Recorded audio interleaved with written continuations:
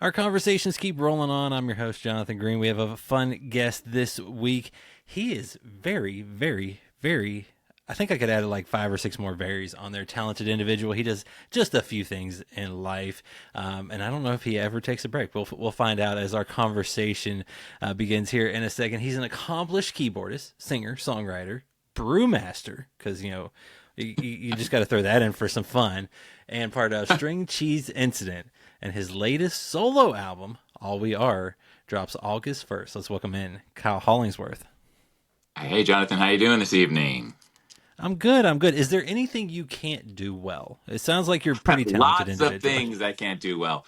And the word brew master would not be, I do brew beer, but I'm certainly not a master of that. But I do like playing music, that's for sure. I was gonna say, yeah, you got a little bit of that going on. I know you're when we're talking String Cheese Incidents, getting ready to hit Red Rocks once again, and we'll talk about Red Rocks, String Cheese Incident, all that. But this is Bar Conversations. I always got to ask this: what's your favorite drink these days? What you drinking tonight? I'm having an IPA from a great company here in Colorado called Casey. Um, Probably IPAs are my favorite beverage of the alcohol nature. Um, Other beers are cool. I can deal with some lagers and such, but if I was stranded, it would have to be an IPA, or I just might die of thirst on on an island.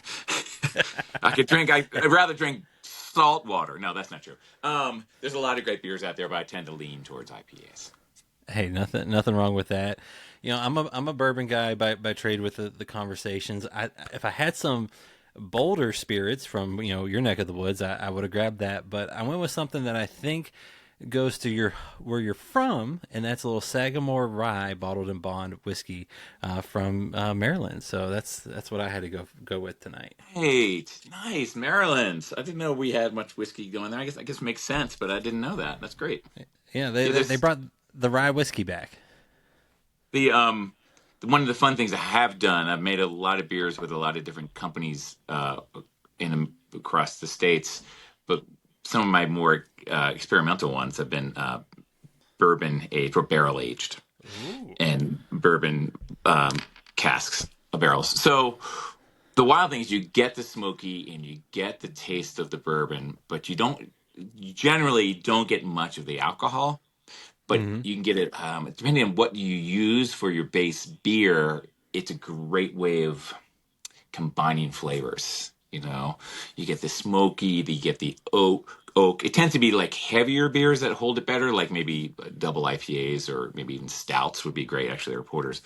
Something that can really hold the taste, but you feel like you're drinking uh, uh, a whiskey while you're having your killer beer. It's really nice. It's really nice No, I'm flavors. I'm a fan of that. We got a couple here in Lexington where I'm based, and they do it, and I enjoy every one of them. And you talk about being into beer, doing some different things. How did you get into brewing beer? Was that just a side hobby? And I also hear you got a collab coming out for your album release as well. Yeah, yeah. I've been brewing since I was probably like 16, maybe 18. My brother was doing it, so I would help him do it. I'm not sure either one of us is 21. He was probably 21. But after he stopped, I said, "This is cool. I dig the process. You take malt and you boil it and get the sugars out, and then you ferment it, and this whole other liquid comes out. These ingredients make something completely different. So that part of it, and the creativity that could go into the process, once you got it under your fingers, you could then experiment. It's almost like playing music. You can riff on trying, maybe add some. My early ones, I did some sassafras root or a different hop combination, or just some weird things. So I did that for a while, and then when I started playing music, I started connecting the dots between my creativity and how I explore music and how I explore beer creation.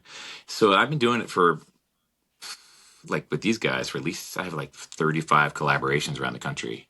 Um, some of them last, some of them are one-offs. I have one coming up with, like you said, it's called Four Hands, and I think we just called it.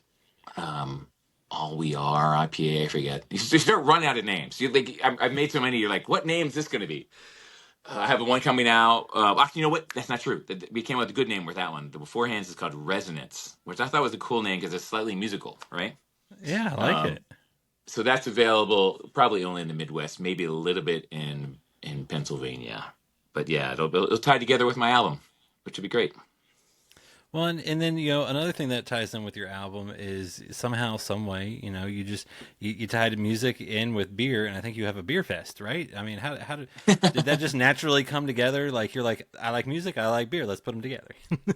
Absolutely. I mean, it seemed natural when I started making all the collaborations. I was like, well, let's just put all the collaborations in one tent. Um, so yeah, this is probably my 10th or 12th annual beer festival. It's been going on for a minute, you know. This year it's at a great place called Wibby Brewing Company in Longmont. I think it's September 6th, I believe. Um, but it's that they all they do is lagers. So it's great to have like hoppy lagers, and then I'll have a bunch of other breweries on site. But yeah, the beer festival it's not the worst idea in the world. And then of course I get to play music, you know, and I get to celebrate the release of my album. So it all comes together for sure. Well, and beyond beer, beyond music, I hear you like the outdoors, whether that's biking, paddleboarding, skiing. I mean, you're in Colorado. How do Right. those help with your, kind of creative energy, and what's it like to just kind of, maybe get away and get outdoors? That's a good question. A lot of my musings, a lot of my creative spirit comes from when I'm not at home doing home things. You know, we all have home things. I got to do the dishes. I got to take the trash out. Blah blah blah. You know, everything you have to do. I love being a parent, so that's never an issue. But just being home. So once you get on your bike, you go for a hike. I ski somewhat, or I'll paddleboard. You're forced to step outside of what the norm is, and then all of a sudden things flood in. It's like this gate of like everything has to be done and the commitments and blah. And then once you can get away from that, this door opens for me at least, and things start flooding in. And then sometimes it's great, sometimes it's not great, but I'll take it. Well, I was gonna say you got to work through whatever good or bad, and you get something pretty cool at the end, right? Yeah, a couple songs on the new album I wrote on a bicycle. A couple of the lyrics. The one I was writing, I wrote one about my daughter called "Lost in the Mirror" because she is 13, and I don't know if anybody out there has a 13-year-old, but yeah, she was, you know, she's the cutest little thing when she's 2 to 10, and now we're like, where is she? Oh, she's in her room. Okay, she's looking in the mirror, putting makeup on. So then I was like lost in the mirror, and then I started thinking when I was biking, okay, what could you do with that? And I was like, well, isn't Alice in Wonderland through the looking glass? Isn't that a mirror thing too? And then I said, well, she's kind of like going through this rabbit hole right now, trying to figure out who she is. So then all the lyrics started coming together on the bike ride. Like I could use this imagery. So every line has a little bit about her, but a little bit about Alice in Wonderland in that process. So it's helpful to kind of get away from everything. Well, I was gonna say I got a 6-year-old daughter, and I'm a little terrified of the teenage years. So, Yes. am I gonna be okay? Yeah, right. I don't know. I'll let you know when I'm on the other side. Well, you When I'm talk through about the rabbit hole. yeah, exactly, exactly. I was gonna say you talk about your family, you got a couple kids, you and your wife, moved to Boulder. You've become part of the community. What's it like to balance this music thing because you got your own thing, you got the string cheese instant, and Right. family? I mean, how's it to balance all of that? It is. We're kind of used to it at this point. My wife and I got married. Somebody knows that information. I should A know that couple years ago, information. right? Yeah, 23 years ago. So the first 10 years, I mean, my oldest daughter's 17. So the first 5 or 6 years, we were just enjoying being married. And so, but she knew that every month or so, or every 6 weeks, I'd go out for 3 weeks. So she was used to that. And then the kids kind of got used to it too. It's amazing what they feel like is normal. Like, oh, dad's gone. Oh, yeah, no big deal. But it's crushing for you, man. You know, you're like, but I love being a dad and being home, and I love playing music, but I also love being a dad. So yeah, it's challenging, but they're used to it, and we've got into a rhythm for sure. Well, and when you were a kid, you were quote forced to take piano lessons, but it really didn't click until you stopped playing classical. So what happened with that movement for you, and when you kind of really got your music background, or found your footing, so to speak? Good to get a little background on my teenage years. Good work on that one. Yes, that is true. I studied classical for everybody in the family. I'm a family of seven, one of seven. Grew up in Baltimore, and we all had to take piano lessons. And so I started studying because that's what everybody was doing. And then I just walked by the piano and feel really guilty that I wasn't playing. But I still loved it, and so I would sneak and just play it without playing classical. And then eventually I was told that to my teacher, and she said, if you're inspired to play piano, don't worry about classical. My teacher, my classical teacher, a great teacher, said, stop taking lessons and just enjoy the spirit and the joy that comes from playing piano. So then I did, and I was like, this is so much more fun. And then, of course, right away, I was like, all right, let's go back. And so I went back and took lessons like 2 years later. But it took that moment of her wisdom to let me walk away and not force it. Well, and to this day, you're still playing the keyboard, so clearly it was a good call. Yeah, it's a good point. What if I'd been forced to do it? I might have never done it. I don't know. Interesting. Well, and I hear you also enjoy playing other instruments, whether you're good at them or not. Whether it's say a ukulele, maybe an acoustic guitar, just to try to discover the instrument and kind of get the feel for a song that way. Yes, funny you should say that. I happen to have one right here. Um, I picked up the ukulele. No idea how it just ended up in my hands at some point, and I started playing it without knowing anything. And I still know nothing about playing the ukulele, but that's the best part. I'll start playing chords like, what is that? Or not? That's easy, but or and you'll start hearing chords that I would never play on the piano. I'm like, that's so super inspiring. And to tie back to the album, I'd also wrote the new single that just came out yesterday or this week was called Colorado, and I wrote it on ukulele, walking around the forest in Summit County, which is up north, up in the mountains here. But yeah, playing a different instrument has expanded my songwriting 1,000%.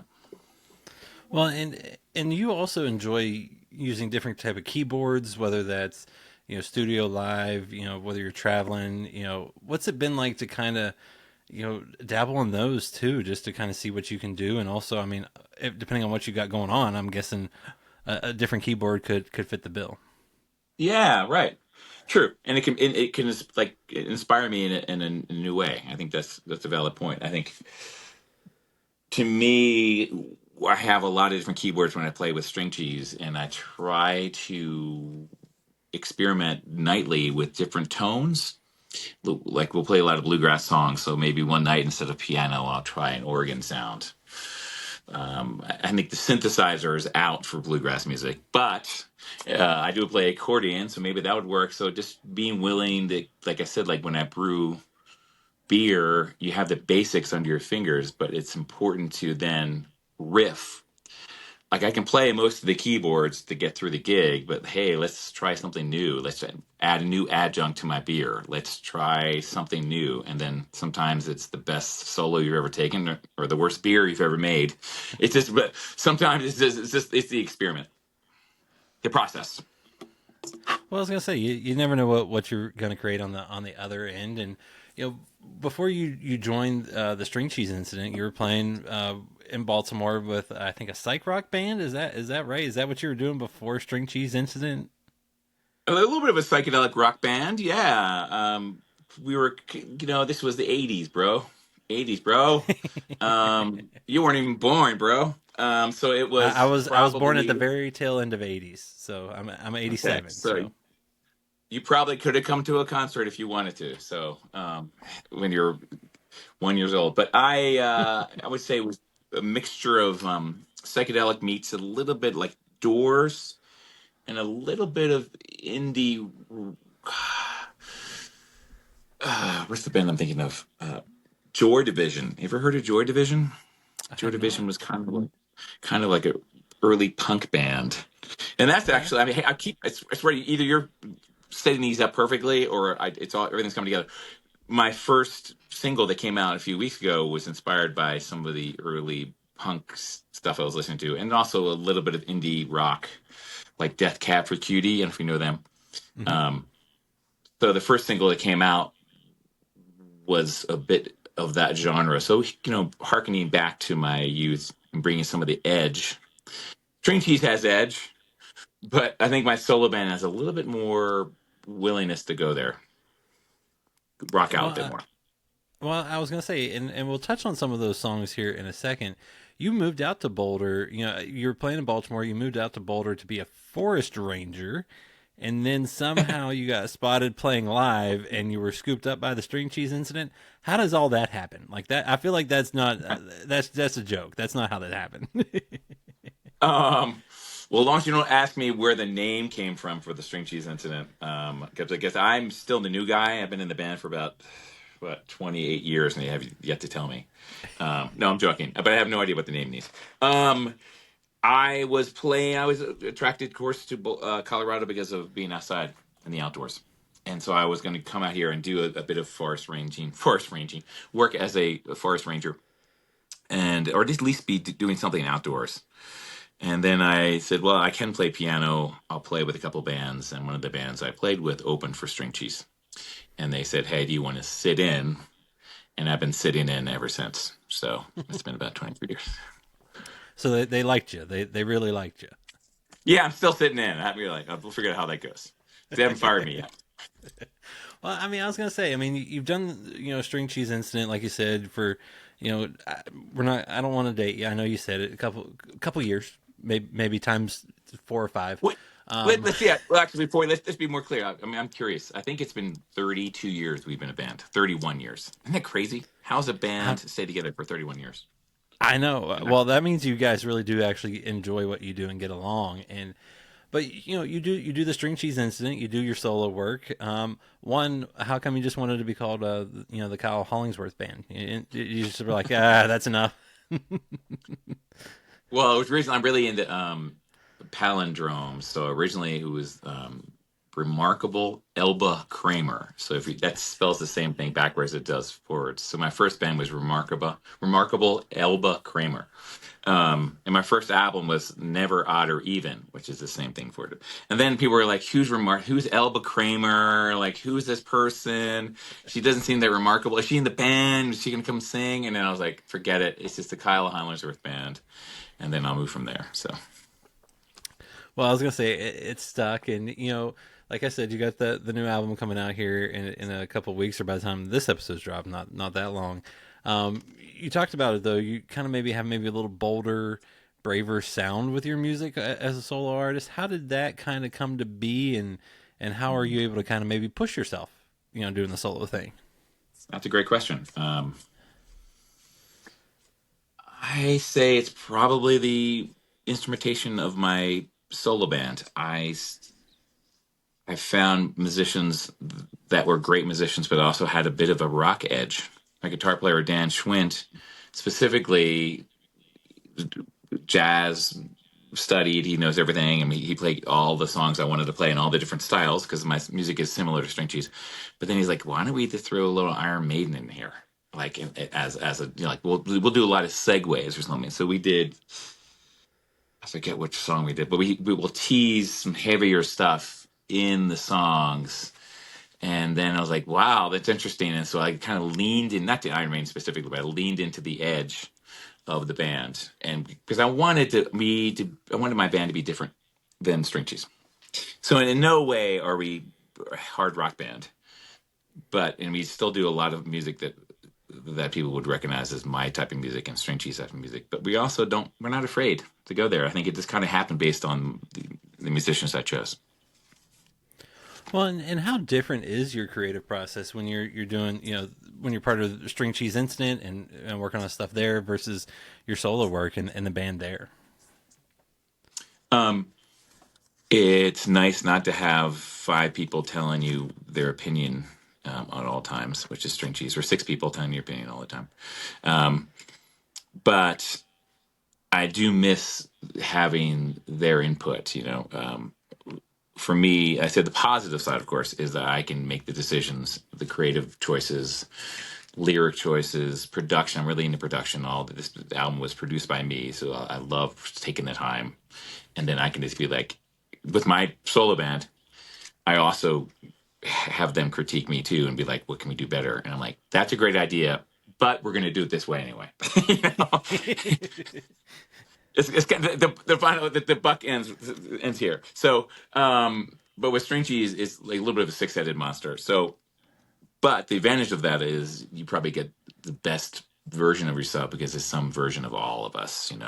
Um, but for me, it like we just spoke of, I'm able to explore different avenues and different types of music that I wouldn't be able to do with string cheese. Like my new album has a couple rock tunes on it, and like some songs I'm like, that's going to be a string cheese song eventually on my album. And but other songs I'm like, they'll never play this song. So let's freaking do it. Let's rock this one. Well, I was gonna say, your new album drops August 1st. All We Are, and you've described it, I believe, as your boldest and bravest music yet. So, what was it like to work on this project and see it come to life? Um, I finished my last album 2020. I named it 2020. I was like, 2020 is gonna be a great year. Here we go, 2020. It's gonna be awesome. And then in hindsight, hindsight being 2020. So I started collecting more music during that downtime, and some of the music ended up on this album, some didn't. And at first, it was I was going to release singles, and slowly it became obvious to me that this could actually be an album. And then I wrote the title track, "All We Are," and it seemed to resonate and to represent the entire group of songs. So I don't know. I guess I'm not really answering your question directly, but it is a process, and it's fun to work with those guys. But it's also putting it all together is a challenge at times for sure, especially when it's on me. Well, and you talk about some of the songs that you put onto this album, and the first one that you released, the title track, "All We Are." You talked about it. It's not keyboard driven; it's guitar driven. What was it like to kind of go that way with one your lead single, the album title sake, and why did you kind of end up releasing that one first, and how did that one all come together? It was going to be the last track because it was a bit of the oddball, but it was really I do with, without sounding too much like something. It's a well written song, and I really like it, and I was definitely influenced by like Death Cab for Cutie, Vampire Weekend. It fell into that indie world a little bit. So I really enjoyed it and had some really nice. I wrote the song with the idea of it being a color or a sound or a feeling. So I wanted long vowels. So I thought about words that had like word eyes. I knew that it had to be in there because eyes wide open, like or whatever. I forget the exact lyrics, but it's something like that. I wanted, so I knew it was going to be that, and that the keyword part was there, but I wanted it to rock, and I knew I might scare away some of my String Cheese fans. So I know I might be like strung up by the hippies saying, "What is Kyle doing? You can't be indie guy. You have to be this one person we expect you to be." So it's supposed to be at the end of the album, but the rest of the management and people were like, "That's a really cool song and separates you from the pack. Throw it on first." I was like, "Really?" Like, don't worry about it. If they don't like it, they'll go to the next song. Oh, thanks, sir. But then it seems like you got to take a risk. You got to, jump in. So I put that first, and it's what it is now. But I wasn't quite ready to do that, but I came around to it. Well, I think it was a good call. It's a great song. Another one, like you talked about, the second tease that everyone gets off the album is Colorado, and moving to Boulder, over 30 years ago, you kind of saw a connection with the outdoors on that song. So how did living there in Colorado really influence a song called Colorado? I was working with a songwriter named Daniel Rodriguez. He used to play in a band. Um, I'm forgetting the name right now. I'll come to me in a moment. Elephant Revival.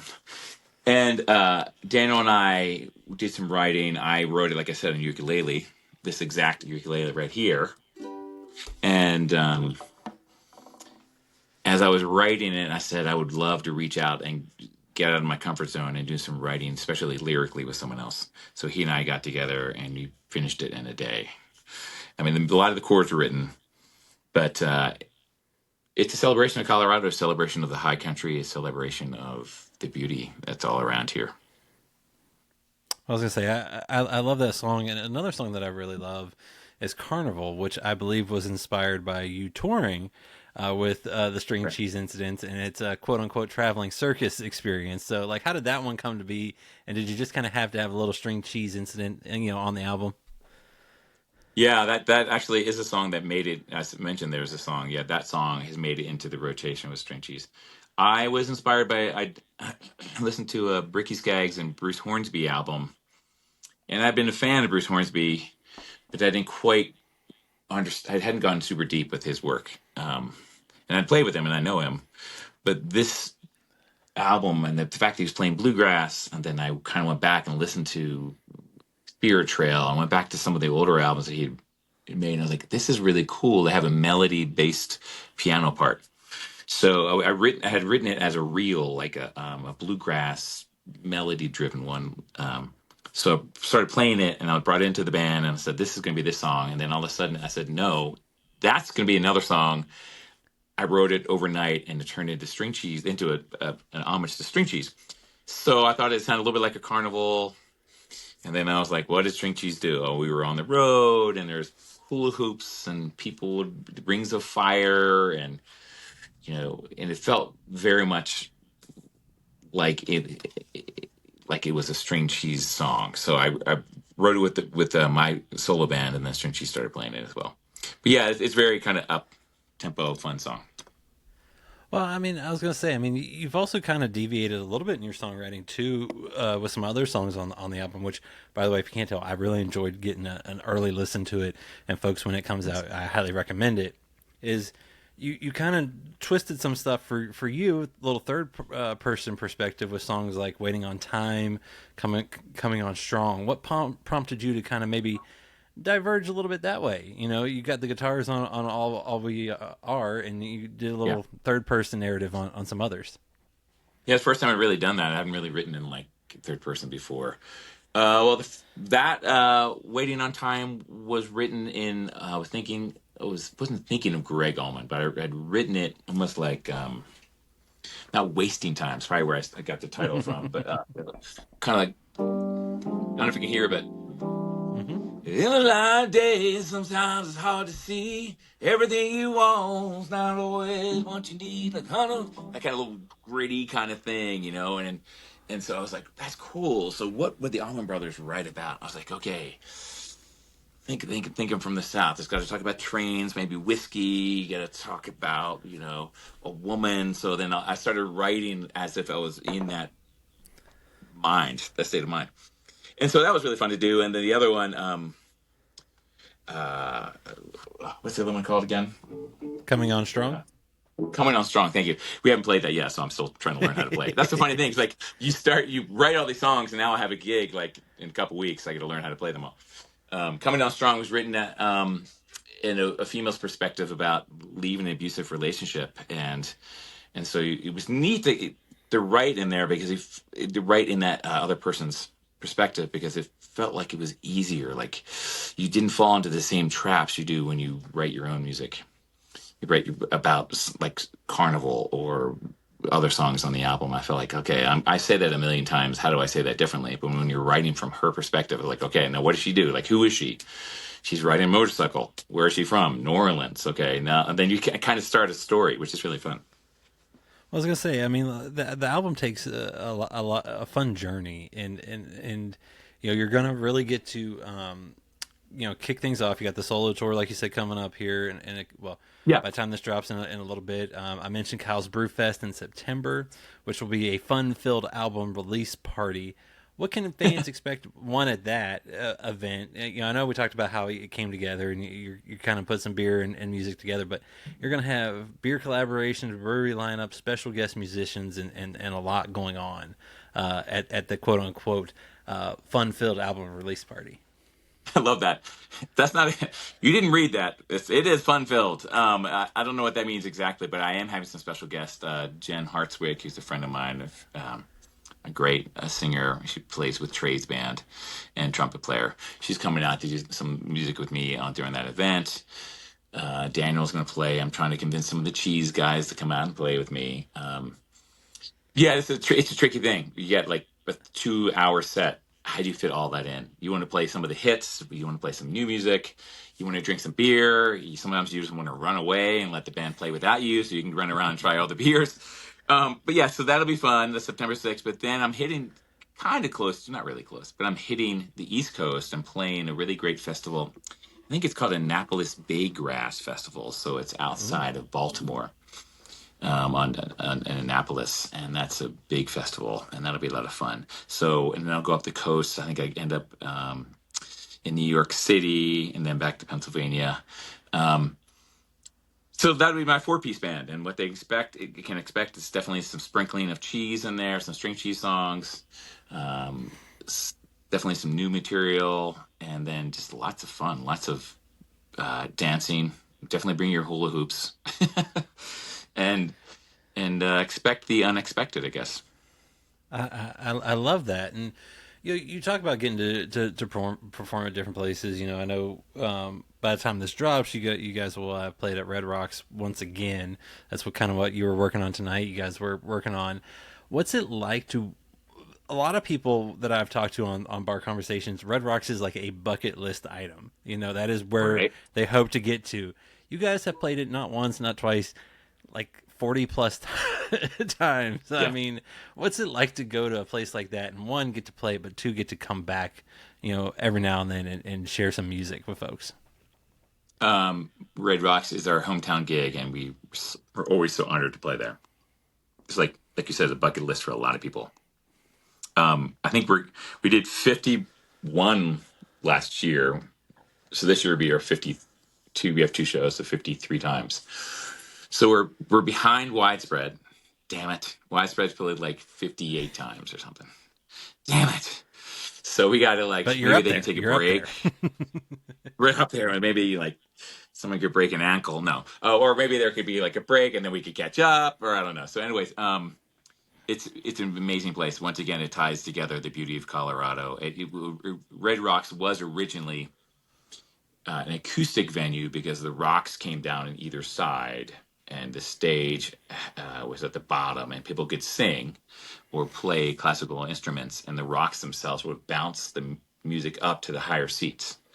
So there was no PA, no microphones. And then people decided that we could turn it. I think back then it was a little smaller as far as the depth of it. But then people discovered that we could make it into a beautiful spot. It's one of my favorite spots. The funny thing is, I'm going into it this weekend, and I'm not at all nervous. I've played it so many times. It's one of my favorite spots. I don't know. Well, I was gonna say, I mean, that's a special place, memorable venue for you and the band. My goodness, I cannot talk all of a sudden. I swear I have not had that much to drink yet. Um, but where are some other places that or venues that you still want to perform, whether that's with String Cheese or even with just your band, that you would love to maybe hit that stage and have a chance to share your music there?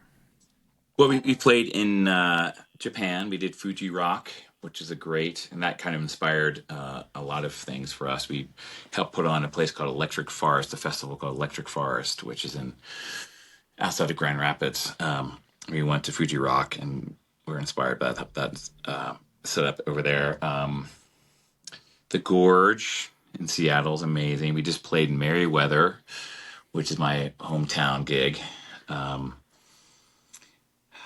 I would say if I had to choose a spot, I'd want to get more out of the country.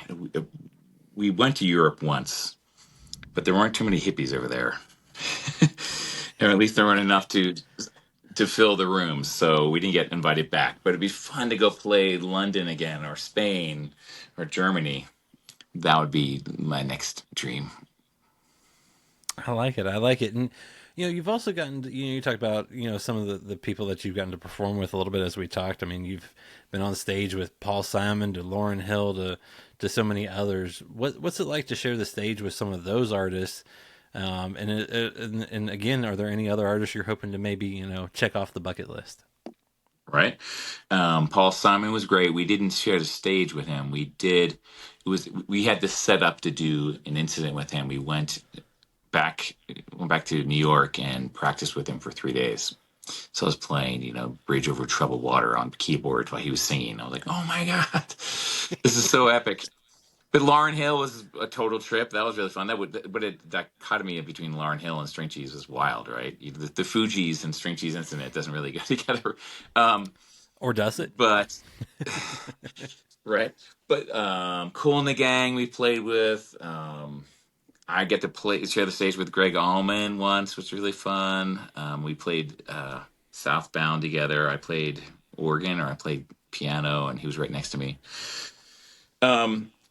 It's always an honor, and you're so nervous when you walk out to play with these people that you're kind of just doing your thing. Like, I know how to play keyboards. I can get through this. And then you walk off and you're like, oh my gosh, that actually happened. It's like meeting your heroes, really. And I haven't really listened back to those shows, but I bet some of them are pretty good. But one of my favorites, of course, is Bill Payne. He plays with Little Feat. And Bill's a friend of mine, and that was one connection we made when we were playing with Little Feat, and I kept that connection going. And he's a great guy, and I love his playing. And it's nice that not only have got a moment to be on stage with him, but also talk to him, and also feel like I can connect with him if I need help on Keyboard World. Well, I was going to say, I mean, when you look back at your journey, in this crazy thing that we call the music industry, I mean, do you ever, one, get to take a step back and look at it and who you've gotten to play with, what you've gotten to do, and maybe pinch yourself to be like, was that real, or was I just, dreaming in the forest somewhere? Right.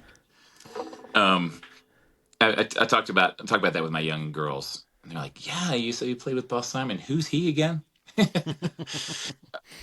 I'm like, okay, well, yeah, I think it's all relative. Right now, I'm excited to have played with some of my heroes, and I hope to continue. But I'd like to expand to some modern people as well, down the line. Well, you've got some new music coming, and you're about to hit the tour with that. I always love asking this question. At the beginning, I always ask what you're drinking. Toward the end, I always like to ask this one: what's your favorite song of yours right now to perform? Wow, that's a cool one. Probably Carnival, actually, because it's new enough and fun. Like, some songs of mine, I've been like, oh God, I have to play "Let's Go Outside" again. Like, it's one of the String Cheese song. I'm like, oh God, how can I make this interesting every night? But Carnival's still got this freshness to it. And in my band and String Cheese are both still kind of learning it. So anything can happen, and people find their parts, and it's more spicy than it was the night before. And we're like, yes, we're getting it now. It's like learning the song on the fly in front of people. So that's my current one. I love it. I love it. Also, if you ever want to do a deluxe version or maybe a revised version, spicier, that could easily be it. Right, exactly. Right. Well, the funny thing, ironically, we actually do record every show, so I can always go back and remix it. I'm done with. I spent so much time in my home studio, which you see right here, working on my last album. I'm ready to step outside and go jump in my little pool outside here, or go hang in my hammock right now, but not be in the studio. I'm done with that for another 6 months. No more remixes or anything. Fair enough. Fair enough. But I gotta ask, you've got the new album dropping August 1st. All we are.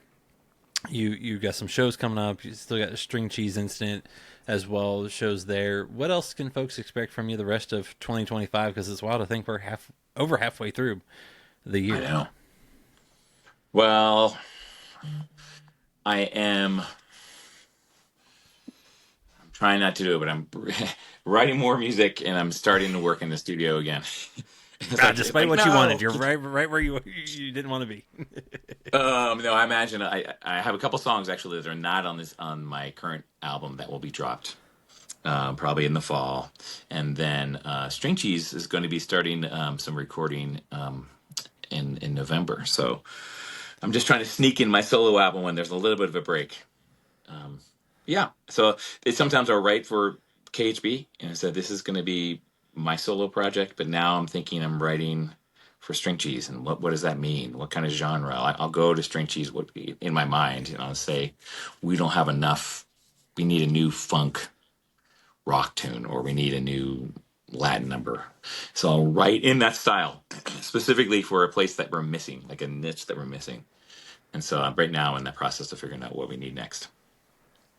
I was gonna say you don't stop, and I love it. Hopefully, you do get to get out in the outdoors, relax, and maybe take your Yes. ukulele out there and write another song, right? There you go. It's going to happen right now. Well, Kyle, I really appreciate it, folks. If you haven't, give them a listen. All We Are drops August 1st. I highly recommend the album. It's a fantastic listen. And Kyle, cheers, man. Thanks for sharing your story and sharing a drink with me. Yeah, thanks, Sean. You have a great day.